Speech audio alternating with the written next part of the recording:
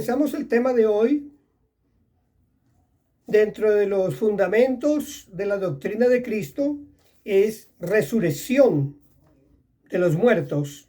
Y los que están escribiendo, levantar. Me gustó mucho y créame que me leí todos los versículos que tienen que ver con la palabra griega que la traducen como resurrección, pero la palabra griega que se usa es levantar. Lo que pasa es que como Jesús fue levantado de los muertos y ha sido traducido resurrección, pero hay muchos versículos en la Biblia donde se le decían a las personas levántate.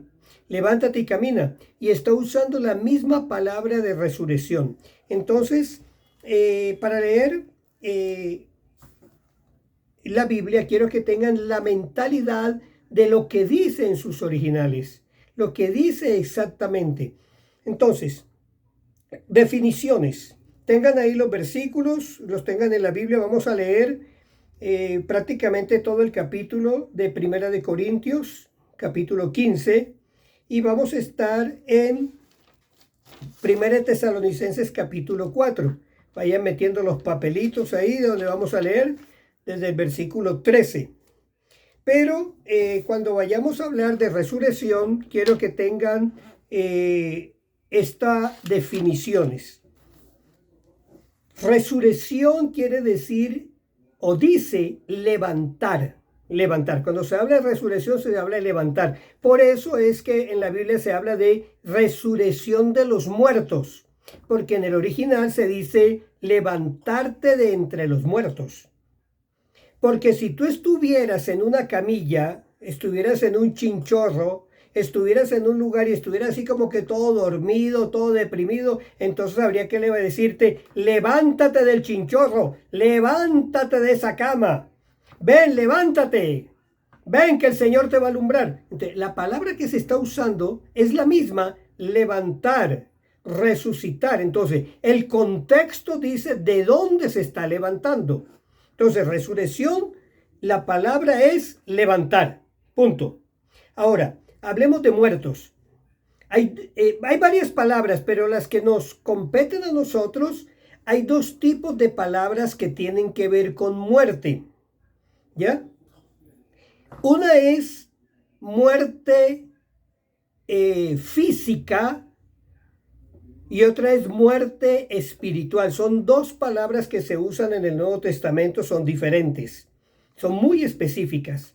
Ahora, dentro de la forma de usar las palabras, la palabra muerte quiere decir separación, apartarme de.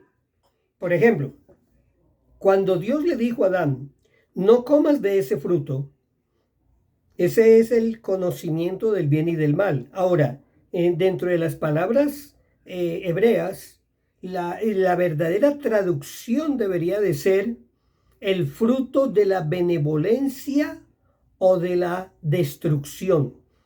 Ya, cuando se habla de bien y mal, la palabra que usan en el original tiene que ver con benevolencia o beneficios, y la otra, el mal, verdaderamente la palabra es destrucción, ¿ya? O algo destructivo para la persona. Entonces, pero cuando se le dijo a Adán, no comas del fruto del conocimiento del bien y del mal, porque si tú te comes ese fruto, ciertamente morirás.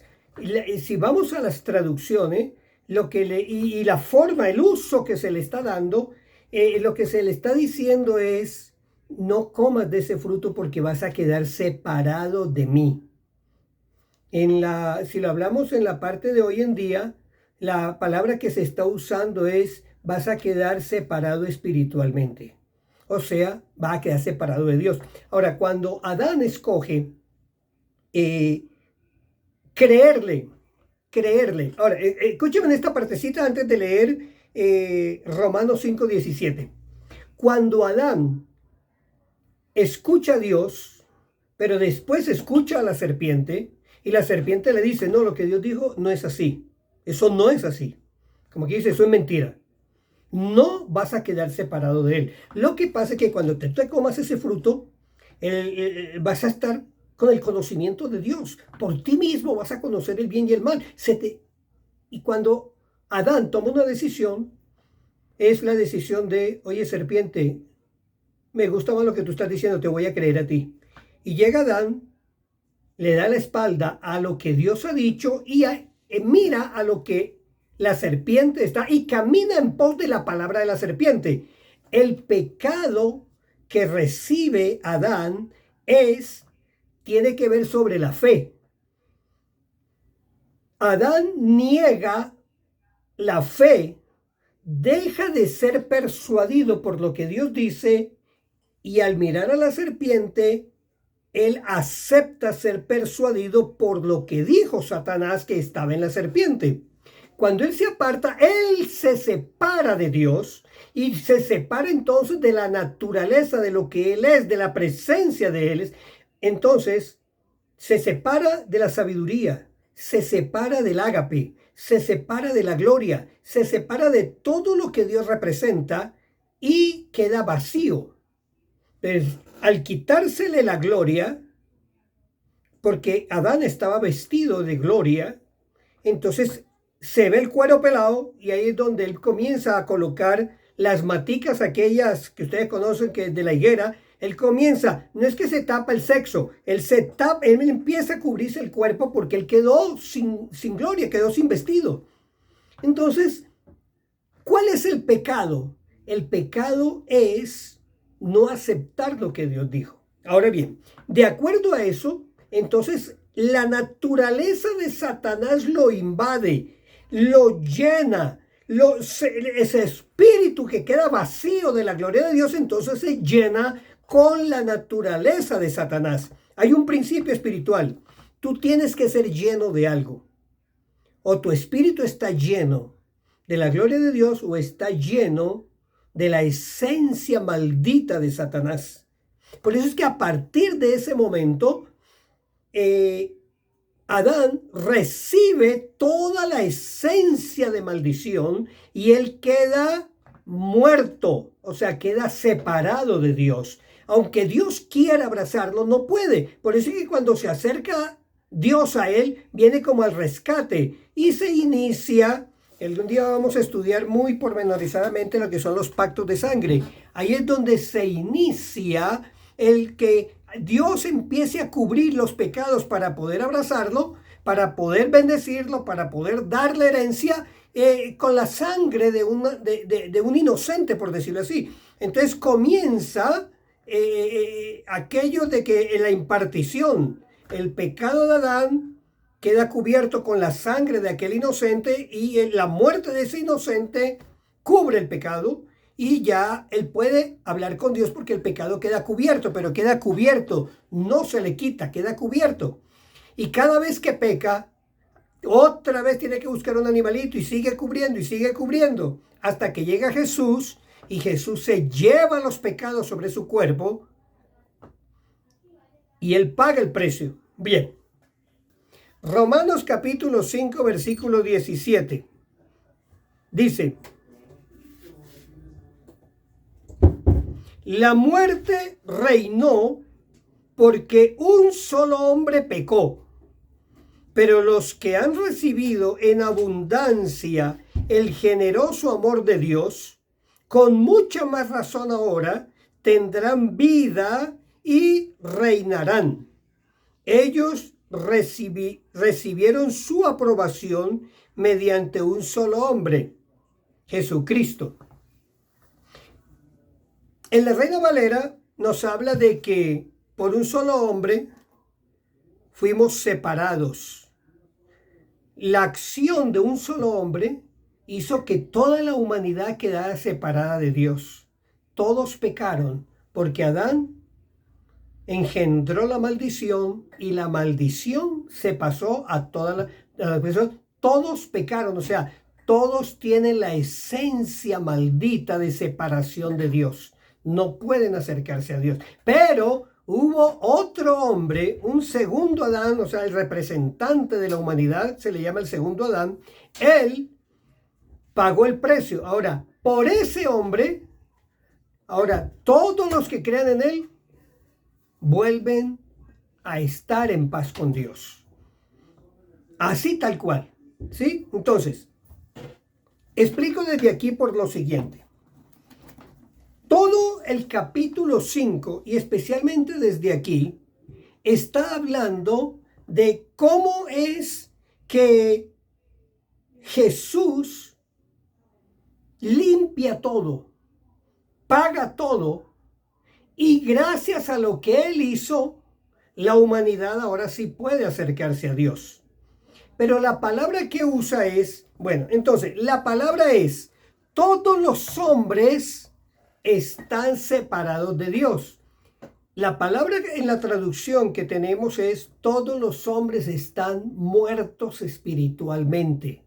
Todos están en, la palabra que se usa, me gusta traducirla así, pero no es que se la aprenda, sino todos los hombres están thanatos o fanatos, TH, fanatos. Todos los hombres están fanatos, todos nacen fanatos. La Biblia dice, no hay justo ni aun uno. Todos pecaron, todos están separados de Dios. Entonces, todos están fanatos, están muertos espiritualmente.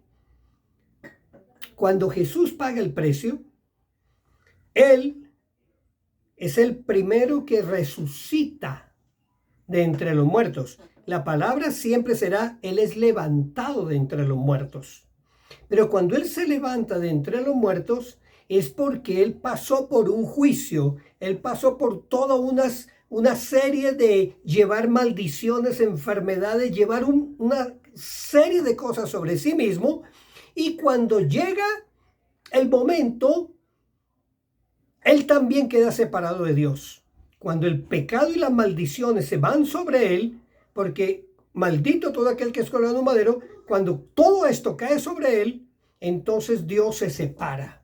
Dios le da la espalda. Y es la primera vez que Jesús grita, Dios mío, Dios mío. Ya no le dice Padre, porque Él quedó, listo, fuera. Quedó apartado de Dios. Entonces en ese momento todo el juicio de Dios fue sobre Él. El castigo de Dios fue sobre Él. Él recibió todo tipo de castigo de Dios, de maldiciones. Todo cayó sobre Jesús. Pero ese sacrificio resistió todo el juicio. Pagó. Y a partir de ese momento, Él ha pagado el precio. Todo quedó consumado. Todo quedó consumado. Entonces Él va, en la próxima vamos a hablar un poquitico, Él va al centro de la tierra, llega al seno de Abraham, o sea, llega al Seol. El Seol tenía dos partes, una, los que están cubiertos con la sangre, y los otros, los que no quisieron estar cubiertos. Él llega y les predica que Él tenía un cuerpo terrenal perfecto, ahora es completamente divino. Esa es lo que la Biblia llama la primera resurrección. Entonces, Romanos 5:17 habla de los dos hombres. El pecado de Adán origina que la humanidad quede separada de Dios. Pero Jesús, el segundo Adán, propicia que toda la humanidad puede acercarse a Dios. Pero para que toda la humanidad se acerque a Dios, así como Adán tomó una decisión de darle la espalda al Padre, entonces ahora los hombres tienen voluntariamente que darle la espalda a Satanás, la espalda a la muerte espiritual y arrepentirse, hacer un giro y decir, Señor Jesús, ahora acepto lo que tú hiciste. Entonces, en ese momento hay varios versículos que ustedes ya entenderán en la Biblia. Por ejemplo, en Juan 5:24 dice que todo aquel que cree en Él ya no queda condenado, sino que pasa de muerte a vida. Las palabras que se usan ahí son thanatos y vida es zoe. Thanatos está la persona, pero al aceptar a Jesús, al creer lo que Jesús es trasladado. Lo dice también en Colosenses con otra forma, dice, es trasladado de la potestad de las tinieblas al reino de Jesucristo. Entonces, ese traslado es que el hombre está muerto espiritualmente, pero es inmediatamente recibe. Entonces, aquí quiero que pongan atención a esto. Recibe una fuerza, una potencia, recibe un poder. En el momento que acepta a Jesucristo, el Espíritu Santo lo sumerge en el cuerpo de Cristo. O sea, el poder del Espíritu Santo empieza alrededor de él y dentro de él, y hay el primer milagro poderoso. Es el estar sumergido en el cuerpo de Cristo, es el equivalente a que su espíritu resucita. La persona nace de nuevo. Es lo que Jesús vino a darle. Jesús pagó el precio es porque el proyecto de Dios en Cristo Jesús era darle la naturaleza divina, la naturaleza que Jesús poseía. Él dijo, yo he venido para que tengan Zoe y la tengan en abundancia. La naturaleza de Jesús, la vida de Jesús, él quería que todos los hombres la tuvieran, o sea, que él volviera a la etapa en que Adán no había pecado. Él quería que el hombre fuera completamente perfecto, que fuera la imagen y semejanza perfecta de Dios. Entonces Jesús comienza un trabajo. Primero el espíritu de la persona. Recuerden que de acuerdo a 1 Tesalonicenses 5:23, la persona es espíritu, alma y cuerpo. Dice que todo su ser se ha guardado irreprensiblemente, espíritu, alma y cuerpo. Entonces su espíritu nace de nuevo. El alma, o sea, la mente, los sentimientos, siguen renovándose. Sigue cada día, como se usa el vocabulario de la Biblia, sigue preservándose. O en la traducción bíblica es salvando.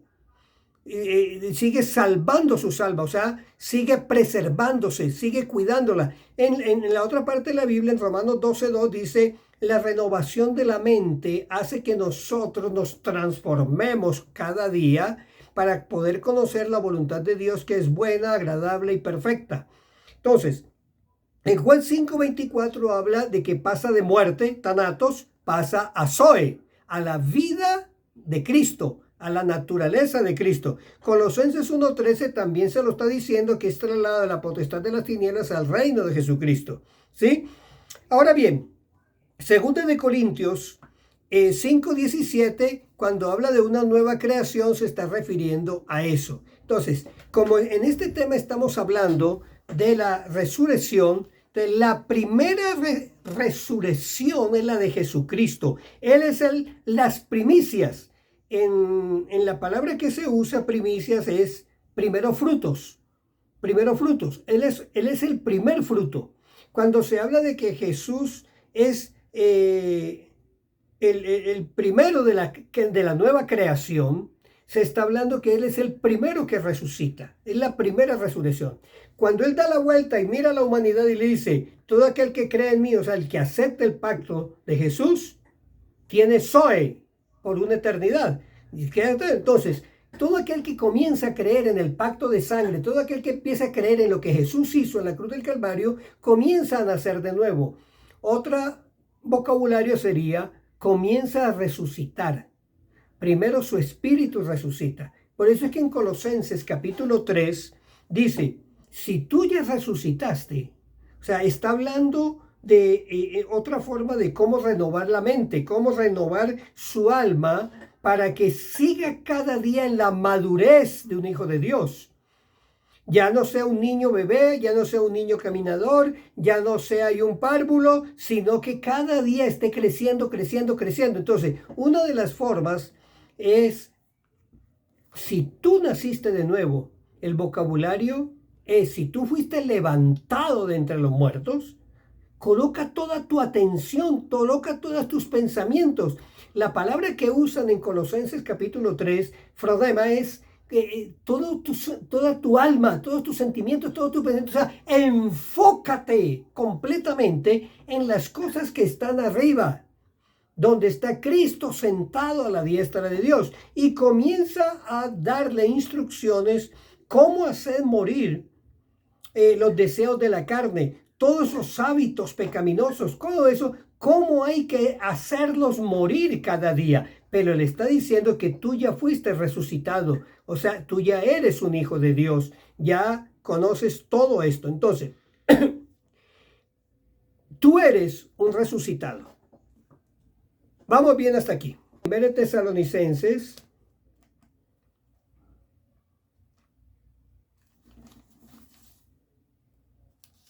capítulo 4. Leo desde el versículo 13.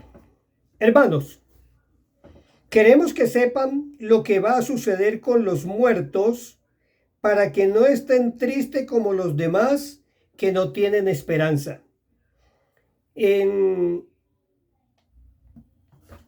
Aquí están hablando, vamos al contexto. Había algo que estaba sucediendo en los tiempos bíblicos. Como en el día de hoy, daban mucha importancia a las personas que o sea, en el vocabulario nuestro, que morían físicamente. Pero resulta que aparte de la tristeza, era que ellos lloraban, estaban muy tristes, pero no tenían la gracia o el conocimiento. Cuando Pablo les está recordando todo esto, y me enseña a mí algo poderoso, espero que ustedes también lo reciban. Cuando una persona que es hija de Dios, que ha sido resucitada en su espíritu, o que ha nacido de nuevo, como le decimos nosotros, cuando una persona muere, esa persona pasó a la presencia del Señor. Lo que pasa es que hay muchos que por costumbre, yo como misionero, y estoy conociendo otras culturas, me doy cuenta que cada quien llora los suyos, pero lo llora como si nunca más los vaya a ver, como si hubiesen sido perdidos, o posiblemente se iban a quedar perdidos. Pero lo que aquí Pablo le está diciendo es, quiero recordarles algo, ¿sí? Que para que ustedes no pierdan la esperanza. Una de las cosas más poderosas que debe tener un hijo de Dios es la esperanza de que en Cristo Jesús vamos a reunirnos nuevamente en familia. Yo sé que por costumbre, por favor, no estoy ofendiendo a nadie porque yo mismo me ofendería. Permítame decirles algo. Cuando mi mamá murió, fue hace ya bastanticos años y no conozco lo que conozco hoy en día, pero sí sabía de lo que era estar en Cristo Jesús. Incluso oraba mucho por mi mamá porque mi mamá fue muy difícil que aceptara a Jesucristo como su único Señor y Salvador. Y orando por ella, Dios nos dio la gracia de que fue rodeada. Ella, cuando una vez tuvo que ser operada de emergencia en la vesícula, el médico que la recibió era un médico cristiano, una eminencia en Barranquilla, y cuando la recibió le dijo, voy a hacer lo posible, pero vamos a colocarle esto en manos del Señor porque solamente Él puede hacer esto. Y ella, epa, ¿cómo así? Un médico que habla de Dios. Y resulta que cuando pasó al quirófano, el anestesiólogo se acercó a ella y le dijo, quiero orar con usted porque solamente Dios puede ayudarnos. Y epa, o sea, ella estuvo rodeada tremendamente. Entonces, cuando oramos con ella, aceptó a Jesucristo como Señor y Salvador, pero ella viajó a Venezuela y allá se enfermó gravemente y el cáncer la fue consumiendo, un cáncer que recibió en la garganta. Diario yo no sabía lo que es ahora porque hubiésemos luchado muy diferente al día de hoy. Pero cuando ella partió, una tristeza me atacó de inmediato, una tristeza profunda. Mi esposa estaba a su lado y ella percibió cómo salía de su cuerpo, que muerte, separación, cómo salía, y ella me miró y me dijo, se fue. Y yo en ese momento también recibí una impresión poderosa y fue una visión. A mí se me abrieron como unas cortinas y yo entré en el ámbito del espíritu y vi cómo mi mamá iba vigilada, supervisada por unos ángeles, iba subiendo y unas puertas preciosas se abrieron y había una multitud de ángeles en fila con trompetas y un tapete rojo que le estaba dando la bienvenida y al fondo una figura brillante, hermosa, que yo no detectaba verla bien, pero en mi espíritu yo recibí la impresión de que el Señor Jesucristo estaba ahí con los brazos abiertos, recibiéndola personalmente, y estaba como feliz, gozoso al verla llegar, y, y cuando yo sentí ese gozo, esa alegría, y yo recibí la impresión divina que me dijo, todos los hijos que me llegan, yo les doy esta bienvenida. Yo me gozo con ellos porque están en su casa y nunca más volverán a sufrir, nunca más estarán. Y yo recibí esa impresión. A partir de ese momento yo le tenía mucha fobia, incluso en los funerales y todo eso, pero a partir de ese momento un funeral para mí ya es muy diferente. A mí me dan ganas de decirle a los familiares, gózate, alégrate. Yo sé que te da tristeza por la partida, pero está en la presencia de Dios. Él ya muy pronto va a estar con nosotros. O sea, hay una esperanza. Yo la voy a volver a ver, la voy a volver a ver hermosa. Y es de acuerdo al contexto bíblico, en el cielo tendremos todos aproximadamente 30 años. A ver, yo creo que aquí la mayoría va a estar feliz de lo que acabo de decir. A ver, no, perdón. Entonces, están, va a estar una juventud eterna, un gozo perpetuo. Y el Hijo de Dios tiene que tener esa esperanza, que todos vamos a resucitar porque Jesús nos abrió el camino. Él resucitó y ahora nos está esperando para darnos un cuerpo precioso, con ya no Made in terrenal, sino Made in celestial. Pero permítanme entonces, voy a leer desde el 13, dice, hermanos, queremos que sepan lo que va a suceder con los muertos para que no estén tristes como los demás, que no tienen esperanza. Creemos que Jesús murió y resucitó, y de igual manera Dios hará que todos aquellos que murieron, que creían en Jesús, resuciten para estar con Él. Lo que anunciamos ahora es un mensaje del Señor. Los que estemos vivos cuando regrese el Señor, nos iremos con Él, pero los que ya hayan muerto irán antes de los que estén vivos. El Señor mismo vendrá de los cielos. En un momento dará su orden con voz de mando, de arcángel. Sonará la trompeta de Dios, y los que hayan muerto en Cristo resucitarán primero. Luego nosotros, los que estemos vivos en ese momento, subiremos a las nubes con los resucitados para encontrarnos con el Señor en el aire, y así estaremos con el Señor para siempre. Anímense entonces unos a otros con estas palabras. Nuestro enfoque debe estar en el Señor. Ahora, la palabra en la PDT no la usa tan fuerte. En la Reina Valera dice, vamos a ser arrebatados en los cielos. La palabra que se usa en el original no es... la palabra es zarpazo.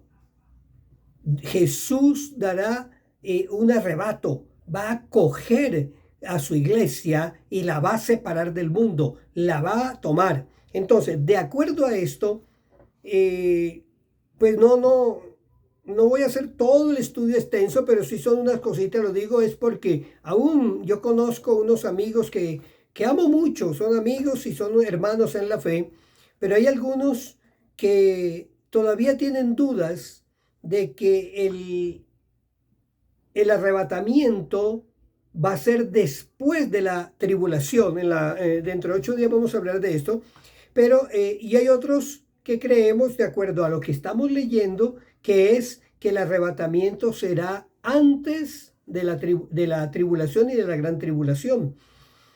Entonces, ese arrebato, porque aquí dice cuando el Señor venga, pero aquí en Tesalonicenses dice que es en las nubes, o sea que el Señor no desciende a la tierra. Cuando Él venga por segunda vez, la próxima lo ampliamos, cuando Él venga por segunda, Él pone el pie en el monte.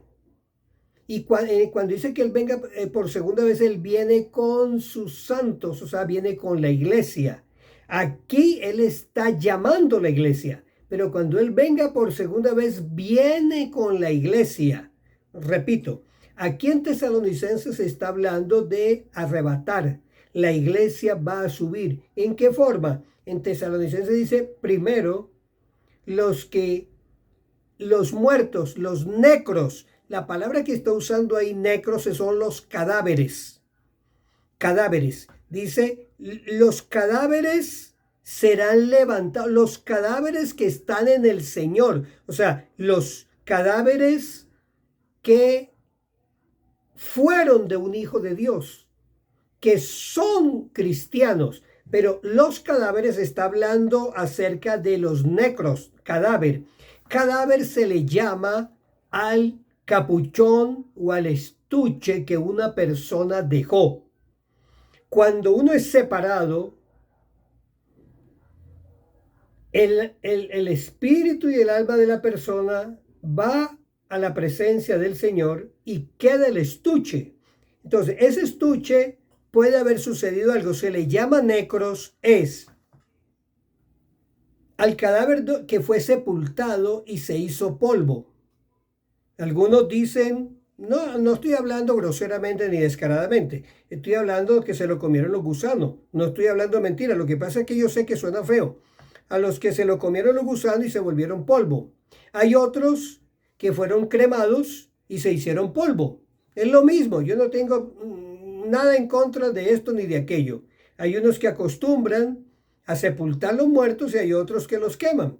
Pero hay otros que se hicieron polvo por un accidente, fueron devorados por las llamas. Hay otros que fueron lanzados al mar y se lo comieron los pescaditos y eso se dividió. O sea, pero dice que en donde hubo el necros o donde el cadáver estuvo, así se haya dispersado por toda la tierra, ahí habrá un poder sobrenatural donde de ahí saldrá un nuevo cuerpo, se levantará de los muertos, o sea, de donde quedó el capuchón o donde quedó el estuche, de ahí se levantará un nuevo cuerpo.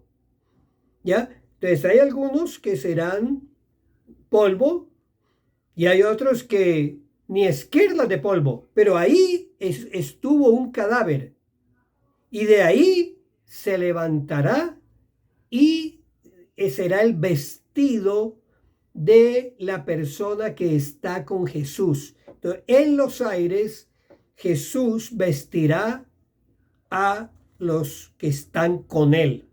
Pero hay otros que no estamos todavía con él. Entonces, eso es la segunda tanda. Seremos aquí, Jesús transformará nuestro cuerpo mortal, o sea, nuestro cuerpo terrenal, lo convertirá en un cuerpo celestial. O sea, será divino. Un cuerpo, tanto los que van primero como los que estamos después, ese cuerpo será igualito al de Jesús. Entonces, ya me salió la línea amarilla. Ok. Primera de Corintios, capítulo 15. Entonces nos habla muy específicamente acerca de esto. Yo quiero entonces redactar un poquito acerca de lo que dice Corintios 15. ¿Sí? Dice, nosotros, ¿por qué se hablaba? En Corintios 15 fue originado porque habían unas sectas gnósticas que decían que eso era mentira, lo de la resurrección de los muertos. Lo que pasa era que había había una transformación y iban como subiendo de niveles hasta que una persona se hacía Dios. O sea, eso era una mentira de resurrección. Entonces, en 15 él está hablando de que ¿por qué están negando la resurrección? Es más, había otra secta y otras personas. Hoy en día hay una iglesia que lo hace, y es que como la Biblia dice que la persona debe creer y bautizarse, pero hay personas que murieron sin bautizarse, entonces cogen una cita que fue originada por una secta gnóstica y todo eso, y es que se bautizan por los muertos. Pablo habla de eso, está diciendo si ustedes no creen en la resurrección de los muertos, entonces ¿por qué ellos se bautizan por los muertos? O sea, que ellos sí creen y ustedes no. Entonces, lo que ahí está hablando es la resurrección fue un hecho. Y él comienza a decir varias evidencias. La primera es que la evidencia de las personas. El primero fue delante, o sea, se presentó delante de una persona. Después se presentó delante de los 12. Después se presentó delante de 500. Después se presentó y dice, y el último se presenta ante mí. Cuando Pablo está escribiendo esto, dice, el último fui yo como un abortivo. Entonces, él está dando una evidencia primero de persona. Dice, de las 500, todavía la mayoría todavía está viva. O sea, pueden hablar de que vieron a Jesús resucitado. Y después está hablando acerca de otra evidencia legal.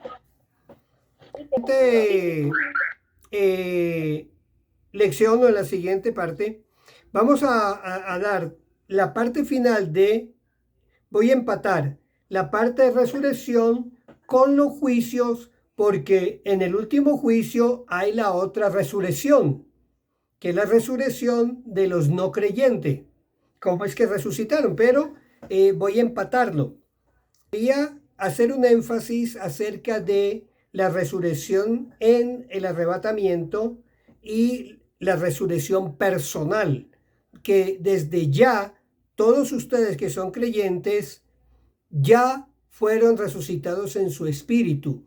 Pero cuando el Señor venga en las nubes y sean arrebatados, entonces su cuerpo va a resucitar y ya estarán completamente. A eso se le llama glorificación. En ese momento todos entran en un estado de glorificación, donde ya todo lo demás queda separado. O sea, hay una separación y están viviendo la gloria completa, en una santidad completa, apartados completamente. Ya todas las marcas, todo lo que había en la carne, esos deseos engañosos, todo aquello que los paralizaba, que los esclavizaba, que esa lucha constante que tenían de quitarse todas esas cosas para poder concentrarse en el propósito de Dios, esos afanes, esas angustias, cesarán en ese momento y quedarán completamente